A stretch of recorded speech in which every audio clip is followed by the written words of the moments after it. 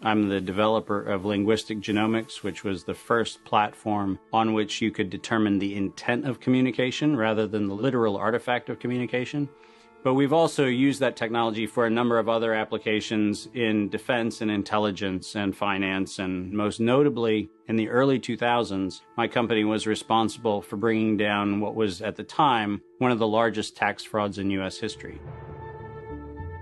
We maintained a series of inquiries into every individual, every organization, and every company that is involved in anything that either blurs the line of biological and chemical weapons or crosses that line in any of 168 countries. In 1999, there were 1 million patents digitized by IBM, and those 1 million patents were the first time human innovation had been put into an electronic digital searchable format. We took that information and we did a very simple exercise using our linguistic genomics technology, where I made the horrific assessment that approximately 1/3 of all patents filed in the United States were functional forgeries, meaning that while they had linguistic variations, they actually covered the same subject matter. In 1999, patents on coronavirus started showing up, and thus began the rabbit trail.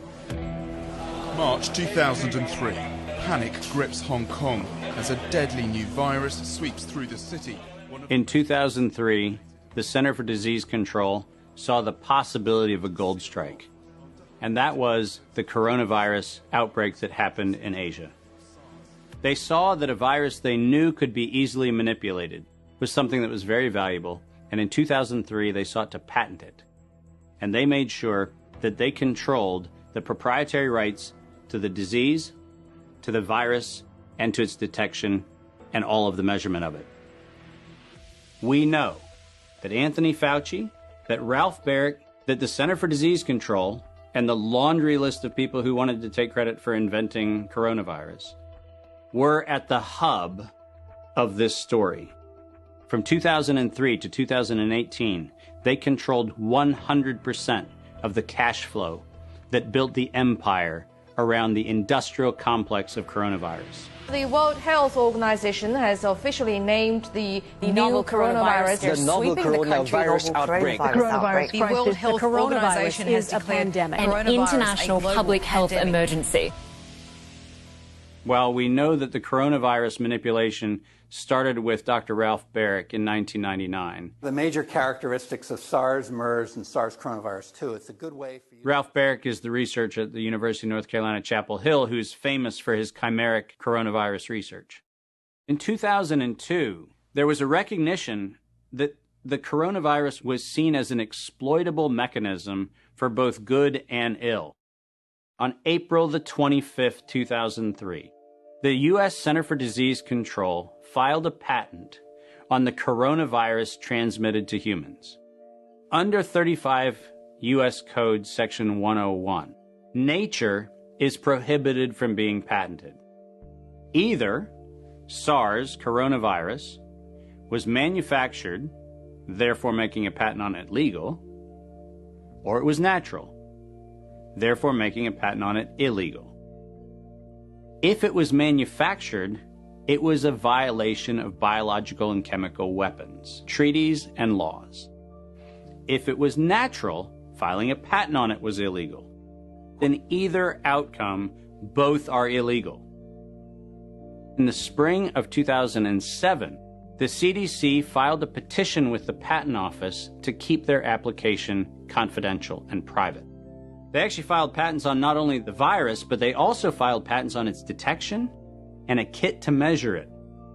Because of that CDC patent, they had the ability to control who was authorized and who was not authorized to make independent inquiries into coronavirus. You cannot look at the virus, you cannot measure it, you cannot develop a test kit for it. And by ultimately receiving the patents that constrained anyone from using it, they had the means, they had the motive, and most of all, they had the monetary gain from turning coronavirus from a pathogen to profit. Developing and owning a coronavirus vaccine has become a biotech arms race with political overtones. This vaccine gold rush is starting to bother me. Gold rush. Let's keep that in mind. And so somewhere between 2012 and 2013, something happened.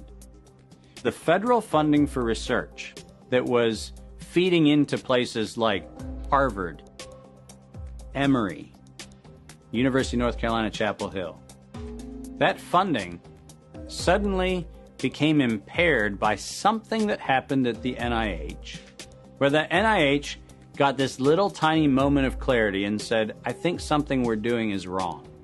And in 2013, the NIH said, gain-of-function research on coronavirus should be suspended. The National Institutes of Health had a moral and social and potentially legal reason to object to research. But the letters that were sent to the researchers essentially said, you are receiving notice that we're telling you to stop. And now on the bottom of the page, we're going to clarify what stop means. Keep going. But when the heat gets hot in 2014 and 15, what do? You offshore the research. You fund the Wuhan Institute of Virology to do the stuff that sounds like it's getting a little edgy with respect to its morality and legality. But do you do it straight way? No.